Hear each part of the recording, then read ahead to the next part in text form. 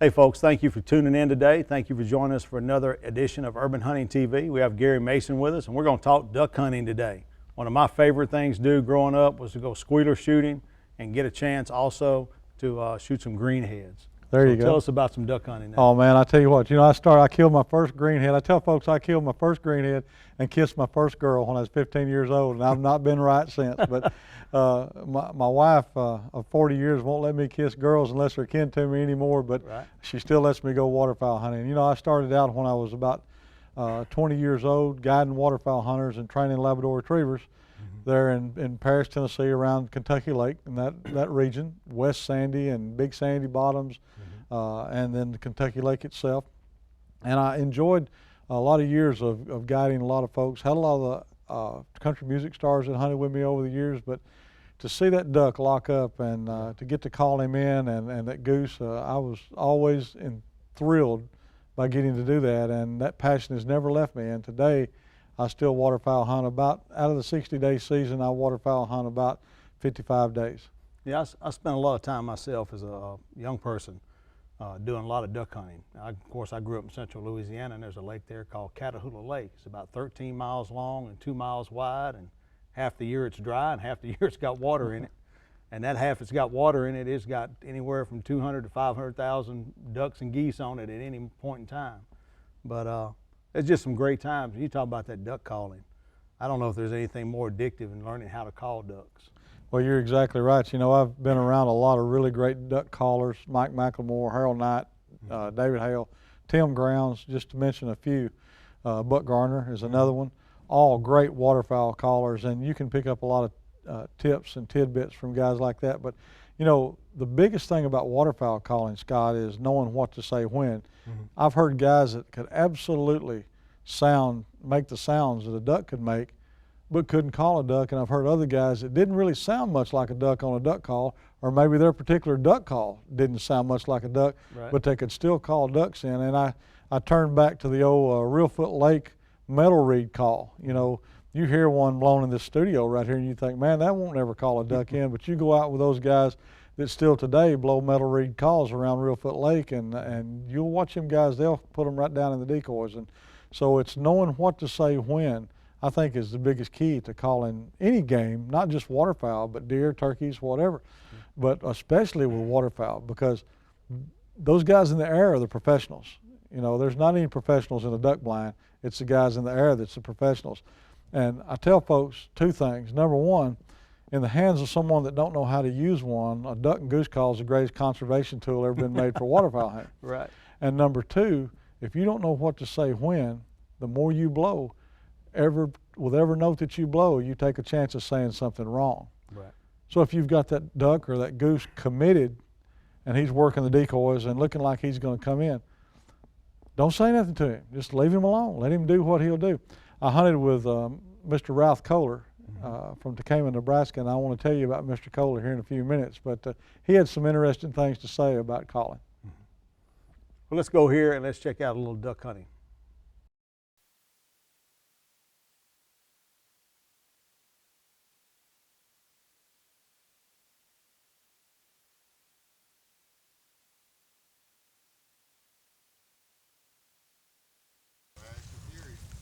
We got a good start, didn't we?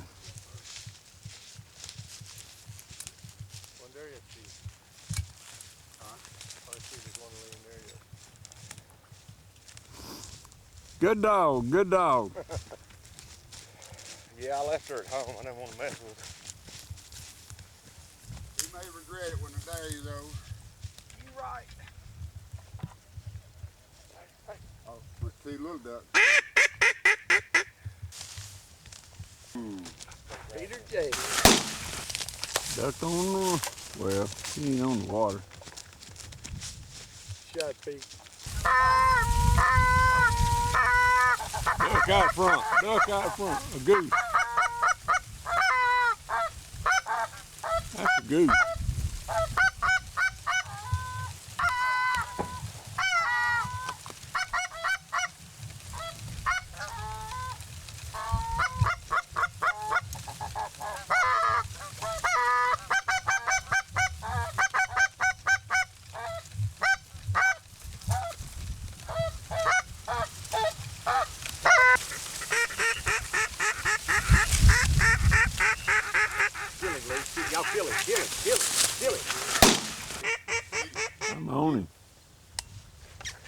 green there.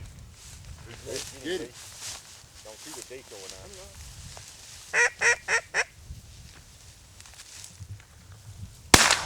now. Atta boy, Oh, Leroy. Lee. Hey guys, welcome back. Now that footage there was guys hunting over a cornfield and they've killed a few birds. But let's talk a little bit more about calling ducks and duck hunting. Well, you know, Scott, I have had the unique opportunity of getting to hunt all over the country. I think I've hunted every state except your state of Louisiana, and Terry Denman has promised that he'll bring me down there this year. But I have had the opportunity to hunt with some wonderful people from Canada all the way down through the Mississippi Flyway, and Nebraska, South Dakota, Iowa, Tennessee, Missouri, Kentucky, Mississippi.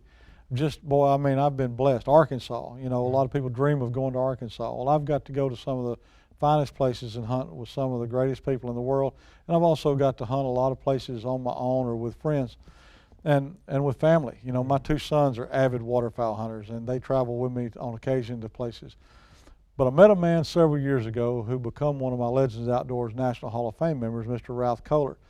Mr. Kohler at the time was 94 years old. He's since not guiding anymore. Matter of fact, his son, who was 78, moved him to California, him and his wife. Mr. Ralph had hunted with a lot of guys and people throughout the waterfowling industry that had become popular and famous, you know, themselves. And he had a lot of tips and tidbits to tell a young waterfowl hunter. And some of the things that he said made a lot of sense to me because I go against the grain on a lot of things when it comes to waterfowl hunting. But some of the things that Mr. Ralph said, and this is a guy that started, Scott, waterfowl hunting at 16 years old and guiding with live duck and goose decoys, because it was legal at the time. Then, right. And I asked him one time, I said, Mr. Ralph, I said, we think that as waterfowl hunters today that if we could use live decoys, you know, that we just have ducks falling into the decoys, you know, every day. And he said, well, let me tell you this. He said, there was a difference. We hunted geese and ducks. This is him talking. He said, with the ducks, he said, we'd set out the greenheads. He said, we'd stake them out, or stake out the Susies because the greenheads would stay with the Susies. He said, and ducks would fly over them. Some days they'd come in, some days they wouldn't pay any attention to them. He said, but the Canada geese, he said, we'd stake 7 or 8 Canada geese out. Said just as soon as they started calling, said every flock would come to them. And he said, so there was times when the ducks didn't come in, but just almost all the time the geese come in. He said, so the federal people had to change the laws and rules and regulations or we would have overshot our margins of ducks. And he said, throughout the years though, he said, I've seen some things on calling that really amazed me when I started paying attention to it. He said, number one, he said, I see these young guys, and he may have been talking about me too, but he said, I see these young guys as ducks and geese are coming, calling at them. He said, what are you calling at them for? They're coming fast, they can get here. Right. You know? It's not like they'll come any faster, is it? They can't come any faster. They're coming as fast as they can get here, you know. Give them a little confidence call when they get there, you know, when they set their feet and everything, but, you know, leave them alone for the most part. Because as I said a while ago earlier in the show, with every note that you blow, you're taking a chance of saying something wrong or saying something that the waterfowl that you're calling may not want to hear. And, you know, like I said, those guys in the air are the professionals.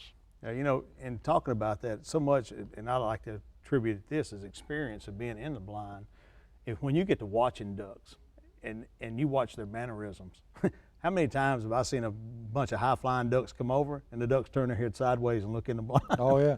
You know, you see them do that. Or they're flying out to the side and you'll call it a certain bunch, or they'll just break and come down, and then the next bunch, they got something else on their mind, you know? So then it becomes reading whether the ducks are callable or not, just by how they're flying. And so when you start noticing those nuances, all of a sudden you become your percentages go up on how many flocks you get to lock up, whether or not you're highballing at them to get them to turn, or you're just clucking at them as they're coming in. And you know, the last duck hunt I was on this past fall, there were 3 of us in the blind. And so the guide on one end said, you know, he said he wanted to hear us both feed call. And so he liked my feed call, and he didn't want to hear us both do something else. And he liked the other guy's cackle he was doing or whatever. So he said, here's what we're going to do. He said, once I get them turned, he said, then you're going to feed call and you're going to do this. So we all 3 got to call every time. And man, it wasn't but an hour or so. We had a blind full of greenheads, you know. But that was an enjoyable hunt, just the fact that we got to get out in the blind, and I didn't just have to sit there and watch somebody else call and say, go get them. And so we're all interacted in it, you know, and it was pretty fun. You know, just about everybody that waterfowl hunts loves to call waterfowl. I mean, and most guys that have hunted for a very long period of time have gotten pretty proficient with a duck call. But in all the years that I was guiding, you know, I'd get a group, maybe 5, 6 guys, and there's always one gentleman in the blind that personifies himself to be a pretty good waterfowl caller, whether he is or not.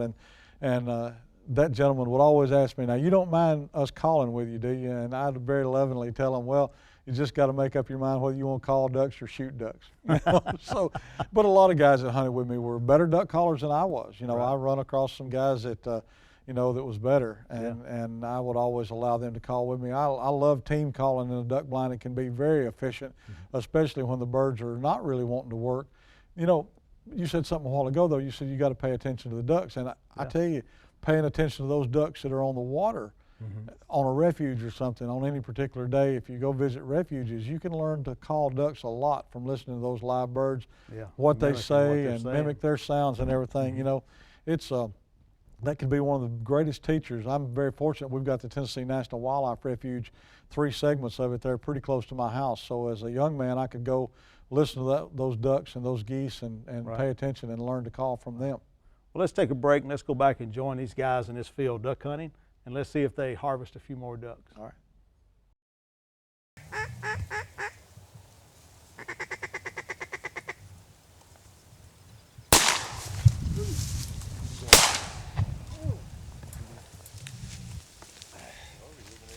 Did you see where that one went, Lee?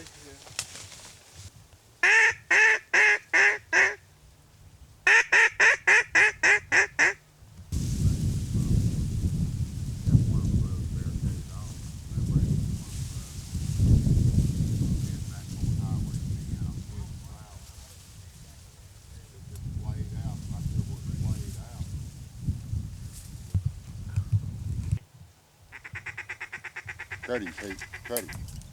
That's where you go, Pete. Good shot, old buddy. That's a good shot. Well, hey, this is what you need Swift for. You just let Let's her run peek. down in here and kick it. Give me a big old grin on that one. Somebody finally got him. Just a little sheep.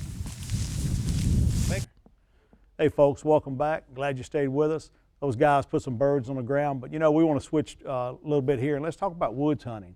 You know, there's a lot of duck hunting takes place in open fields, but there's a lot of green tree reservoirs, there's a lot of creeks around, you know, and as a kid, I love jump hunting squealers in the woods. Right, and you know, a lot of guys, I do a lot of shooting instruction along with some of the stuff that when I go to speak at organizations and stuff like that, I talk about preparing yourself for the shot. We as hunters, especially American hunters, really, and I don't say this to be detrimental to anybody, but we're really bad shots. We do it all the wrong way. I spent a few months training with a good friend of mine named John Woolley, who was the 1991 Beretta World Champion sporting clays instructor. And the English folks have what they call the Churchill method, which is a very, very slow, precise gun mount. They mount their gun every time right here, you know. They bring the stock of the gun to their cheek. They don't move their head forward. They don't lay the gun over on the side. And it doesn't matter how much of the stock is sticking up above the shoulder, you know, but what they want is they want to bring that gun right here. And I tell this to a lot of people, it's just like bow shooting. You've got a knocking point with a bow. You bring that thumb right there every time to a point on your cheek. Well, with shooting a shotgun, it's the same way. You bring that shotgun, you keep your head still, bring that shotgun right there every time. And then you train your eye to look at the target where you want to shoot it at. So if it's a leading edge of the target, say a duck that's crossing from right to left, you're looking at the beak. So you train your eye, look at that beak, and your gun mount will put that gun right where it's looking at it. The same thing your eye's looking at, then you just pull the trigger. If you tell yourself too much about shooting, you won't do it instinctively. And your brain, hand, and eye coordination can do a lot more for you in shooting, just like hitting a baseball. If you're standing at the plate, the pitcher throws the ball, you don't think about it, you do it all instinctively. All right? Same thing with shooting a shotgun. Once you learn a good gun mount, the other thing is feet position. People don't think about where their feet are. How many times have you got twisted around because, you know, the duck, especially on decoying ducks, you can pretty much pick where that duck is going to come into the decoys at. That's the reason you got the decoys set there. You may have a hole in the decoys. That's where they like to land. So position, if you're a right-handed shooter, keep your feet about shoulder width apart. Don't bend your knees. And position this foot, the left foot, which is your lead foot, to point right at where you want to shoot. That gives your body more momentum and more chance of being able to swing, and you're not dipping your shoulder and shooting over the bird. So there's a lot of things that you can do that I teach my hunters to do when we're out on the clay target range or when I talk to them in the blind first thing in the morning, trying to give them little tips and techniques to make better shooters out of them, better wing shooters. Yeah. We're going to go right here. We're going to cut to a section here. We're finishing up this duck hunt. And Mr. Jerry Antley with Cedar Hill Game Calls is going to give us some identification trait marks of mallards that they harvested in Kansas. So stay with us and we'll be right back. Yeah. Mark, we had a really good hunt this morning, but had a couple of things of interest here I want to ask you about. Now that's a greenhead mallard. Oh, yeah. Everybody knows what that is. Oh, yeah. But this morning we had something a lot different. Now tell me about this one. Well, when you're out in the field and you're trying to basically shoot greenheads, like that's what we were doing, and of course you only have a 2-hen limit. A lot of the ducks that we shoot this early in the year, there's no color in the head, very little color on this duck's head, so they're tough to identify. You have to let them get close. We pass up a lot of shots. Now that one, a lot of people will say that's a hen. Right. But it's not, it's a drake. Right. Well, this one is a little further along. Right. He's got some green on his head and his body feathers are beginning to show Right. up. But Right. he's still not like a mature greenhead. Right. Now you could probably tell this duck if the sun's out. He's got enough green on him. Hopefully the camera's picking it up, but a lot of brown in his head, and that's primarily what you look for. Jerry, let me give these guys a tip. Okay. If you kill a duck that's almost solid brown, and we do that occasionally, look at his bill. If his bill's yellow, that's a drake. Okay. If his bill is like this particular duck here, nope, I'm sorry.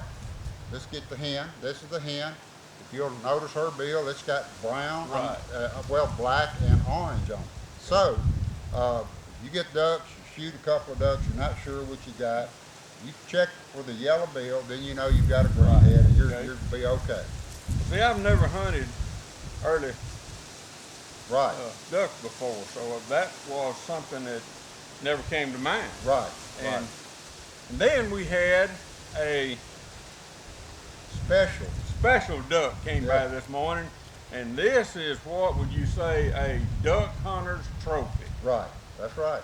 Tell us about this. Well, we got in the band. We've been, of course, I know a lot of hunters get bands, and but it's been a couple of years since I've been on a hunt that anybody's got a band.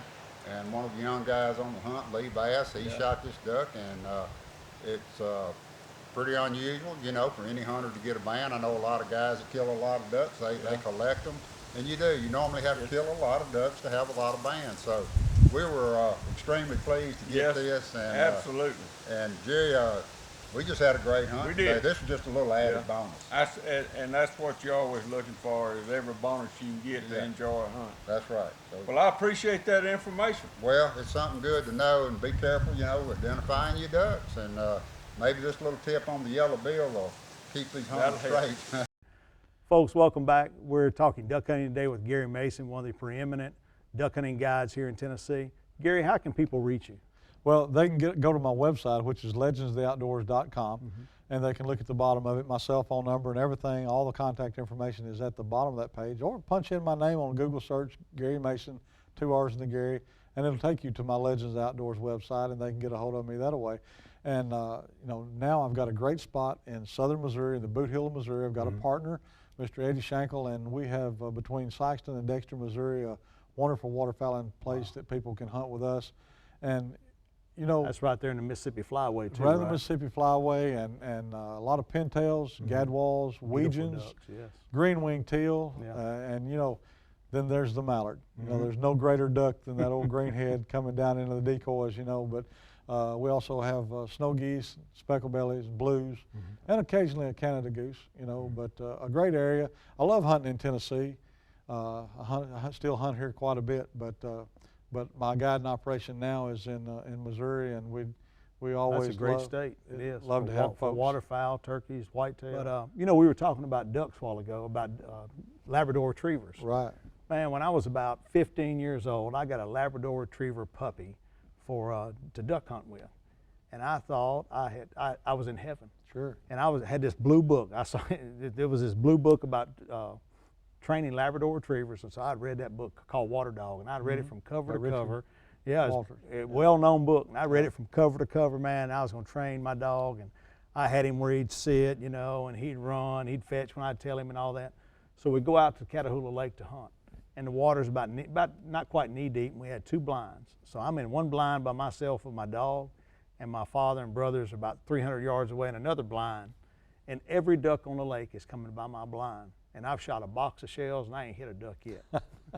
And my dog's sitting there looking at me, and he's whining, you know, and all of a sudden, and they're not getting any shooting, and all of a sudden they get a shot and they kill one. My dog jumps out of my blind, goes over to their blind, retrieves their duck, and won't come back to me. You know, I to this day, I take ribbon about my dog. There you go. Well, you know, I've had some great dogs. I raised and trained dogs for about 25 years, and but I've had some of the most fabulous dogs. And I'll tell you, a lot of people don't believe me when I say this, but the last 5 dogs I've had have been rescue dogs. Wow. Dogs that's either come from the humane shelter or dogs that someone's given me that they didn't want any longer or couldn't handle or whatever. But I've had 5 of the last 5 years, or 5 dogs I've had been some of the best I've ever had. Wow. Yeah, Labrador retrievers are a great dog. Oh, anyway, and man. if you don't have a kid, hire one. There you go. You know, so. Right. Well, we got some footage here on a guy training some dogs. He's going to do some blind retrieves. You watch this dog work right here. You'll enjoy this footage.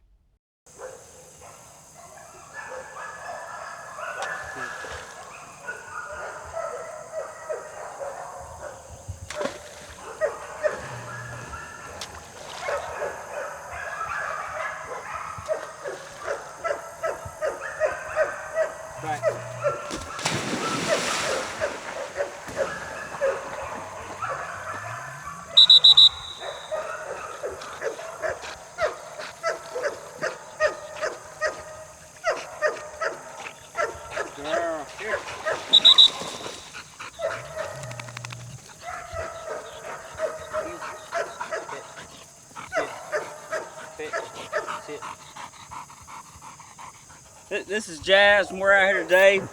She's in the middle of learning some blinds on patterns.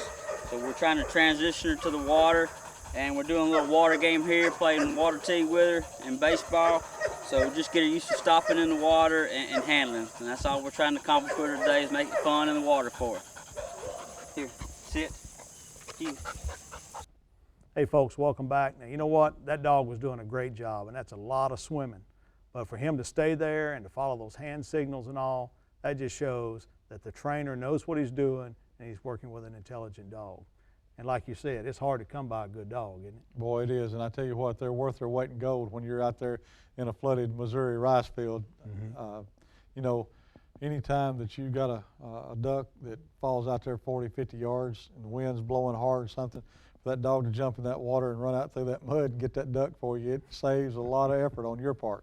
Right. So, and our waterfowl dogs become our hunting buddies, you know. Yes. They never complain, and all they want is for us to rub their head and give them a little something to eat, and wonderful, wonderful animals that God has created for us. They are, you know, and a dog is such a great friend, you know. When you're there, you see the eagerness in his eyes. He's doing what he was born and bred to do. It's just a sense of fulfillment there. But, you know, in that same line of waterfowl, you know, I do a lot of work with Spectre Shot. And Spectre Shot got into the waterfowl industry you're always in a blind with somebody that thinks he can shoot, as we were talking about, Sure. and he always kills every duck.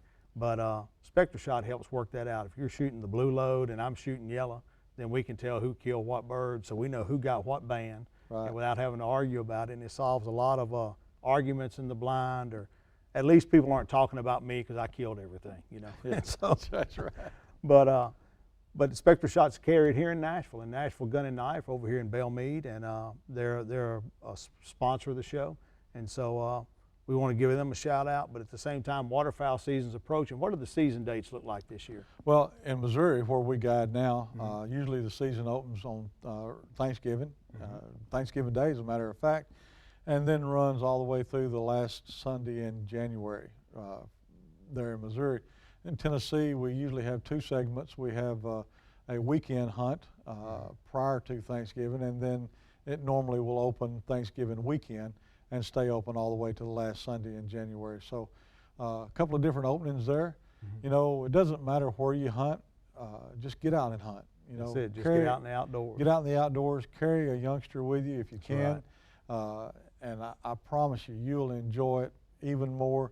But let me tell you something that I tell folks about carrying kids.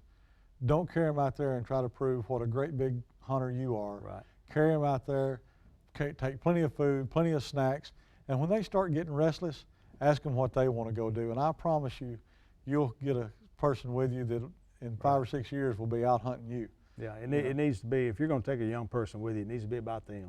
My grandfather used to say that training kids and training dogs are just alike.